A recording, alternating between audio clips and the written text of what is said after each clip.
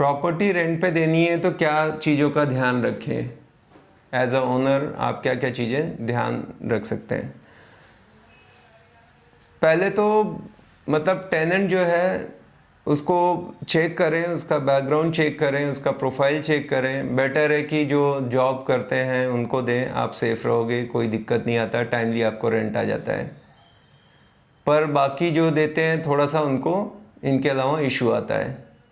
अभी आप रेंट दोगे तो जैसे फैमिली को दिया, मान लो किसी एक 2 BHK फ्लैट है, फैमिली को दे रहे हैं तो हो सकता है 30,000 आए।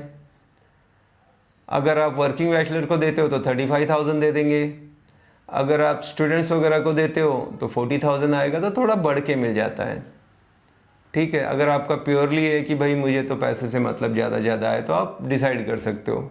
थोड़ा बहुत सारी सोसाइटियाँ दिक्कत देती हैं बैचलर स्टूडेंट को, बट एज़ पर अगर सुप्रीम कोर्ट या कानून के हिसाब से देखोगे तो आपका फ्लैट है, आपकी मर्जी है, बशर्ते कि आप प्रॉपर उसका रजिस्टर्ड एग्रीमेंट करो। ऐसे नहीं कि स्टैम्प पेपर वाला 500 के, ठीक है। और पुलिस वेरिफिकेशन करना बहुत ज़रूरी है, वो बहुत ही इंपॉर्टेंट है। जो भी टेनेंट को आप घर देने जा रहे हो, ये शॉर्टकट मत मारो, वो करके ही देना है।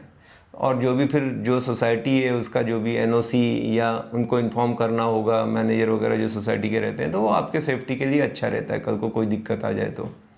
ठीक है, अब रेंटल जो भी आप देते हो तो कितने दिनों का होता है, तो ऐसा कुछ नहीं है कि ये 6 महीने का है। पहले 11 महीना एक ऐसे मानते थे कि 1 साल के अंदर ही ख़त्म कर दो, पर ऐसा नहीं है कुछ। आप 3 साल दो, 2 साल दो, जो भी है आपकी मर्जी है।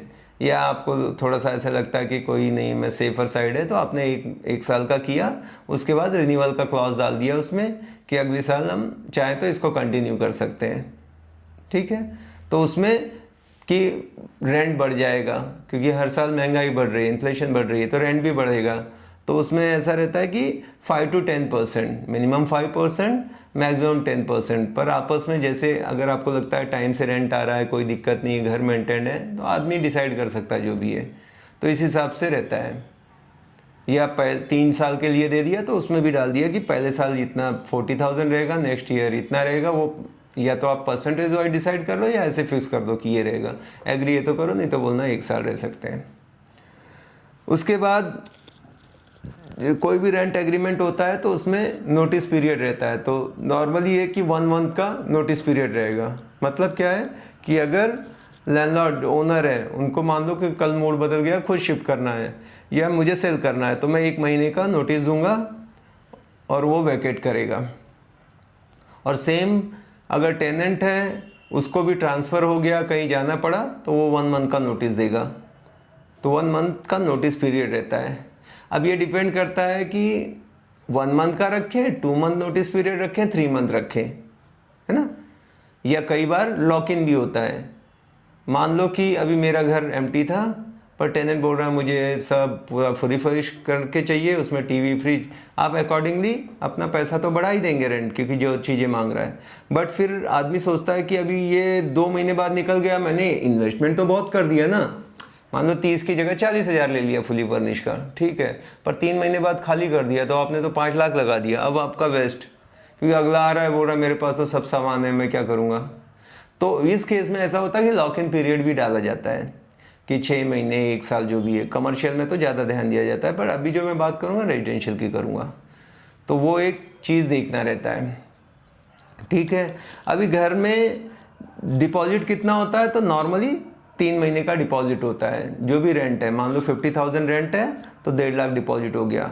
बट अगर ये सेमी फर्निश है, फुली फर्निश है, तो ये ज़्यादा भी 4-5 महीने अप टू 6 मंथ तक का भी डिपॉजिट लेते हैं, क्योंकि आपने इतनी चीज़ें रखी। डिपॉजिट क्यों रखते हैं? एक सिक्योरिटी डिपॉजिट है कि अगर सामने वाले ने रेंट नहीं दिया तो मैं उससे कर सकता हूँ, या जब वो वेकेट करके स्पेशली जाता है तो वहाँ पे उसने डैमेज कर दिया, कुछ टूट फूट हो गई, मेरा टीवी ख़राब हो गया, तो उसके बदले में हमने डिपॉजिट रखा था, या तो उसको रिपेयर करके दे दें, या तो मैं उसका डिपॉजिट में से काट के पैसा उसको रिफ़ंड करूँगा।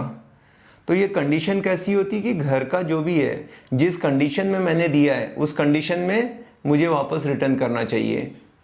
मान लो पेंटिंग मैंने सब करके दी, 2 लाख लगाया, उसने सब बच्चे ने ख़राब कर दिया, तो अब मैंने दिया था वो ऐसा करके दे दे, नहीं तो फिर मैं डिडक्ट करूँगा। ठीक है, क्योंकि हम यूज़ करने के लिए चीज़ को दे रहे हैं। पर हाँ, मान लो पेंटिंग करके दिया था, लेकिन उसने 3-4 साल रहा, तो भाई वो तो नेचुरली है, इतना 3-4 साल में नॉर्मली आपको पेंटिंग वापस करनी पड़ती है। तब आप डिपेंड करता है कि उसका, ऐसे नहीं बोलोगे मुझे पेंट करके दो। बट ऐसा होता है कि भाई आप 1 साल रहे और एकदम नया करके दिया, नहीं तो मेरा तो उसी में खर्चा हो गया। तो वो चीज़ को समझना है। अब फ्लैट देते वक्त क्या रहता है कि आप, एक तो है कि बेयर शेल, मतलब मिनिमम जो देना है, तो आपको light, fan, geyser, curtain rod, ये आपको लगा के देना पड़ता है। ये तो कोई लेके नहीं आता है कि कर्टन रॉड लेके आएगा कोई, है ना। ये चीज़ें फिक्स होती हैं, लाइट, फैन, गीज़र और कर्टन रॉड, ये लगाना है। फिर थोड़ा सा बढ़ाने के लिए एक आ जाता है कि किचन, मॉड्यूलर किचन उसमें लगा दिया, या किचन कैबिनेट बेसिक भी लगा दिया, जो नीचे वाला फिट करते हैं।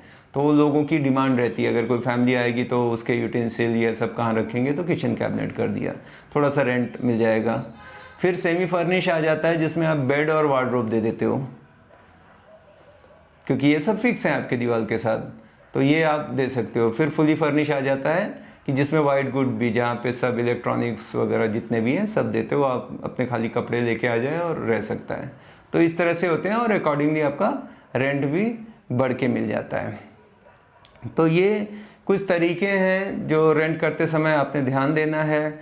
और जो उसमें पूरा जो एग्रीमेंट होता है उसमें मेंशन पूरा रहता है कि भाई इतना रेंट रहेगा, इतना डिपॉजिट है, उसके ट्रांजेक्शन के जो भी नंबर डाल दिया, नोटिस पीरियड आपने डाल दिया, कितने टाइम के लिए ये बन रहा है, लीव एंड लीज लाइसेंस जो भी है 1 साल 2 साल उसमें क्लियर रहा, तो वो सब, या आप फर्निश दे रहे हो तो वो पूरी आपने डाल दी लिस्ट की क्या क्या आप फर्नीचर में दे रहे हो। हर एक चीज़ कोशिश करो ब्लैक एंड वाइट में रिटर्न में रहे।